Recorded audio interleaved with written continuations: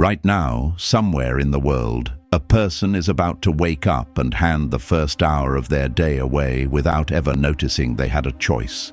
Their phone will light up before their eyes fully open. 15 strangers' opinions, 3 manufactured emergencies, and a stream of other people's highlight reels will pour into their mind before their feet even touch the floor.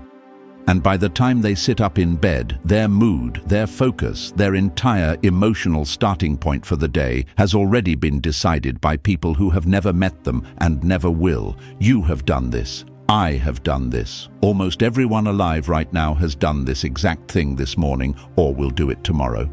But there is a small, quiet, deliberate group of people who do something different.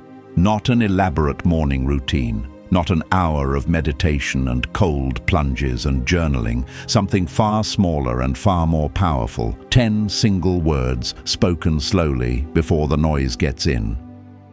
At the end of this video, you will have all 10, and I want to be honest with you about what these words actually are. They are not affirmations in the fluffy, hollow sense the internet has taught you to be suspicious of. They are compressed philosophy. Each one a doorway into a Stoic principle that has survived 2,000 years because it was built for exactly this moment. The moment right after you open your eyes and right before the world claims your attention. Stay until the 10th word, because it is the one that changes the meaning of every word before it.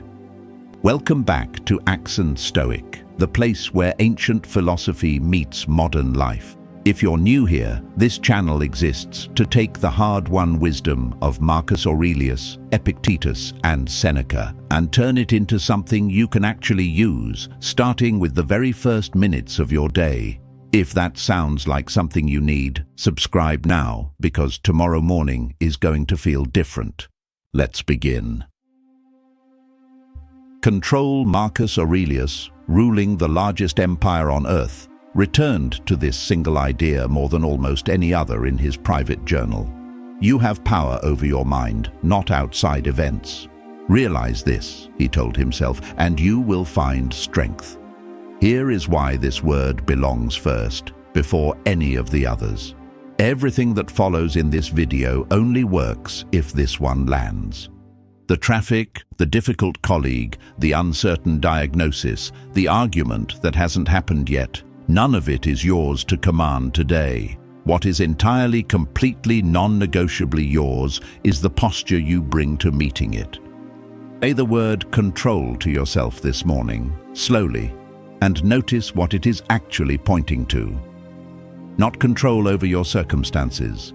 Control over the only territory that was ever truly yours, your own response. Epictetus, who spent years of his life enslaved with no control whatsoever over his body, his location, or his daily treatment, built an entire philosophy on this single distinction because it was the only freedom his captors could never take from him. If a man in chains could hold this word as true, you can hold it lying in a warm bed with the whole day still ahead of you. Word 2, present. Yesterday's mistake replaying on a loop. Not tomorrow's meeting rehearsed with dread before it's even happened. Epictetus taught something that modern psychology has spent the last several decades independently rediscovering. Most human suffering does not come from what is actually happening. It comes from a mind that has wandered into a past it cannot change, or a future that has not yet arrived and is suffering there instead. Here is what this looks like in practice. You wake up and within seconds, your mind is already 3 hours ahead, rehearsing a difficult conversation, imagining every way it could go wrong. None of that conversation exists yet. It is being suffered in advance, for free, by a version of you who gains nothing from the rehearsal except exhaustion before the day has even started. Present and physically notice something in the room around you, the temperature of the air, the sound outside your window, the weight of the blanket. This is not a trick, it is training. Every time you pull your attention back to what is actually, verifiably happening right now, you are weakening the habit of suffering in a time zone that doesn't exist yet. Word 3, enough. Whatever you have this morning, however modest, however ordinary, is sufficient material to build something meaningful with today. Seneca understood something about comfort that most people never examine directly. Comfort has a sneaky way of raising your baseline until yesterday's luxury quietly becomes today's bare minimum, and you end up feeling deprived in the middle of genuine abundance. Think about your own life for a moment. The bed you woke up in this morning would have been unimaginable comfort to most humans who have ever lived. The food in your kitchen, the roof over your head, the fact that you are almost certainly reading or hearing this on a device more powerful than anything available to any emperor in history, all of it has quietly become invisible to you through sheer familiarity. Say the word enough and let it interrupt that invisibility for just a moment, not as a demand to stop wanting more. As a recalibration, a brief, honest audit of what is already sitting in your hands, waiting to be noticed rather than taken for granted. Word 4. Obstacle. Marcus Aurelius wrote one of the most quoted lines in the entire Stoic tradition. The impediment to action advances action. What stands in the way becomes the way. This is not a comforting platitude. It is a description of how reality actually functions once you stop resisting it. Whatever difficulty is already waiting for you today, the hard conversation you've been avoiding, the overflowing inbox, a body that genuinely does not want to get out of bed, none of it is blocking your day from happening. It is your day. It is the actual material you have been given to work with, the same way rain becomes part of a general's battle plan the moment it starts falling, rather than a reason to cancel the battle. Say the word obstacle and notice the subtle shift in how it lands compared to the word problem. A problem asks to be avoided. An obstacle asks to be worked with. That's the entire reframe, and it costs you nothing except the willingness to stop treating today's difficulty as an interruption to your real life when it has always been your actual life, arriving exactly on schedule. If these first 4 words are already landing for you, drop the word control in the comments below. I want to know how many of you are building this morning practice alongside me. Effort, not outcome. Effort. This is the word that separates the Stoic use of ambition from the exhausting, anxious version most people practice without realizing it. Epictetus's entire philosophy rests on a distinction he called the dichotomy of control. Your judgment, your preparation, your conduct belong entirely to you. The outcome, whether someone approves, whether the result lands the way you hoped, whether the world responds the way you wanted, was never fully in your hands to begin with. Here is the practical shift for this morning. Whatever you are walking into today, a presentation, a difficult phone call, a project that matters to you, pour everything you have into the part that is actually yours. The preparation, the honesty, the quality of your attention. Then release your grip the moment your effort ends. Not because the outcome doesn't matter, but because gripping it tighter after your part is done has never once changed how it landed. Effort, and let that be the entire target for today. Not perfection, not guaranteed approval, just full, honest effort, followed by an open hand. Word 6. Silence before the opinions arrive, before the notifications start their quiet demand for your attention, before 15 strangers' worth of noise enters your mind uninvited. Claim 60 seconds of genuine silence for yourself. Marcus Aurelius did this every single morning of his adult life, often before sunrise, often exhausted, often reluctant, sitting with a private notebook that was never meant for anyone else's eyes, simply to decide quietly who he was going to be that day before the empire's demands arrived to decide it for him. It is not mystical, it is mechanical. The first thing you expose your nervous system to each morning sets the emotional tone for hours afterward. If the first input is 15 strangers' arguments and manufactured urgency, You have handed the steering wheel of your emotional state to people who do not know you exist before you've even had the chance to be intentional. Say the word silence and actually sit inside it for one full breath before you reach for anything. Not an hour, not an elaborate ritual. 60 seconds, claimed deliberately, before the noise gets in. Word 7. Discomfort. Seneca, one of the wealthiest men in Rome, periodically chose to live like a poor man. Plain clothing, simple food, a hard bed, specifically so that if fortune ever stripped his comfort away for real, he would already know from direct experience that he could survive it.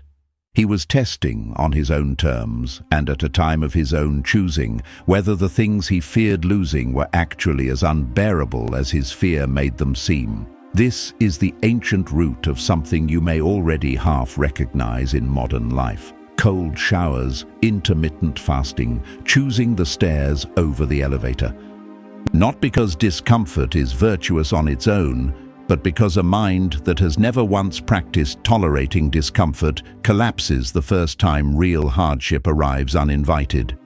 Voluntary discomfort, chosen on your own terms, builds something closer to a callous than numbness, genuine resilience, earned in small doses before you ever need it in a crisis. Discomfort, and let whatever feels hard about starting today, the early alarm, the difficult task waiting on your list, become training rather than a threat. You are not suffering it, you are choosing to meet it, which changes everything about how it lands in your body. Word 8. Gratitude, not vague gratitude, not the flattened greeting card version that fades the moment it's repeated the same way every day. Marcus Aurelius opened the entire first section of his private journal, before any philosophy, before any advice on how to live, by naming in precise, specific detail exactly what each person in his life had taught him. His grandfather's gentleness, his mother's generosity, his tutor's ability to endure hard work. Psychology backs this distinction almost perfectly. Vague gratitude, "I'm grateful for my family," repeated identically every day, loses its emotional power quickly because the brain adapts to unspecific, repeated statements. Specific gratitude, naming exactly what someone did and exactly why it mattered, keeps producing a genuine emotional response because it forces the mind to actually relive the moment rather than simply repeat a phrase. Say the word gratitude this morning, and instead of a general feeling, let one precise memory surface. Not "my friend," but the exact moment they called you back late at night because they could hear something was wrong in your voice. That level of detail is what actually moves the needle. Word 9. Mortality, memento mori. Remember that you will die. Roman generals, according to tradition, would have a servant walk behind them during victory parades, quietly whispering some version of this exact reminder, even during the height of their triumph. Not to create dread, to create clarity. Marcus Aurelius returned to this idea constantly throughout his journal, reminding himself again and again that he could leave this life at any moment, and that this fact, rather than being a source of despair, should shape every choice he made about what he said, did, and thought in whatever time remained. Almost everything that quietly steals a person's peace, grudges we won't release, arguments kept alive out of pride, conversations postponed indefinitely because we assume there will always be time later, depends entirely on the hidden, unexamined assumption that our time is unlimited. Mortality this morning, gently, without fear, and simply notice what shrinks and what sharpens. The argument you've been nursing suddenly looks smaller. The phone call you've been avoiding suddenly looks more urgent than it did 5 minutes ago. This is not morbid. It is the single most clarifying filter available to a human mind for deciding what actually deserves today's limited hours. We are past the halfway point now. If you have made it this far, something in you is already listening differently than you were 10 minutes ago.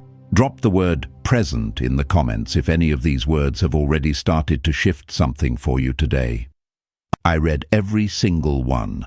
Word 10, begin, is the final word, and the reason I asked you to stay until the end. Marcus Aurelius, on the mornings he genuinely did not want to rise, wrote to himself something that has survived nearly 2,000 years for a reason. Waste no more time arguing about what a good man should be. Be one. This word is different from the 9 before it because it is not a principle to hold in mind. It is an instruction to act on immediately, before the feeling of readiness has arrived, because that feeling was never going to arrive on its own schedule in the first place.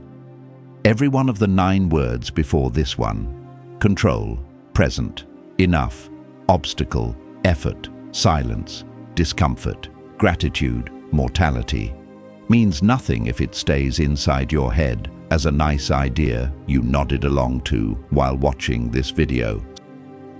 Word begin, and let it be the bridge between everything you just heard and the actual first action of your day. Not tomorrow, not once conditions are perfect. Not once you feel ready, because readiness is a feeling that follows action, not one that precedes it. The moment you close this video, before you check anything else, before the noise gets its hands on you, pick one of these 10 words and let it shape the very next thing you do. Bringing it together. 10 words: control, present, enough, obstacle, effort, silence, discomfort, gratitude, mortality, begin. None of them require money. None of them require your circumstances to change even slightly before you can use them. That is exactly what makes them so powerful, and exactly why they have survived essentially unchanged for 2,000 years, being spoken by emperors, former slaves, and ordinary people who never had an audience for their private mornings. Need to hold all 10 perfectly tomorrow morning. Pick one. The word that landed hardest somewhere in this video, the one that quietly nagged at you a little longer than the others.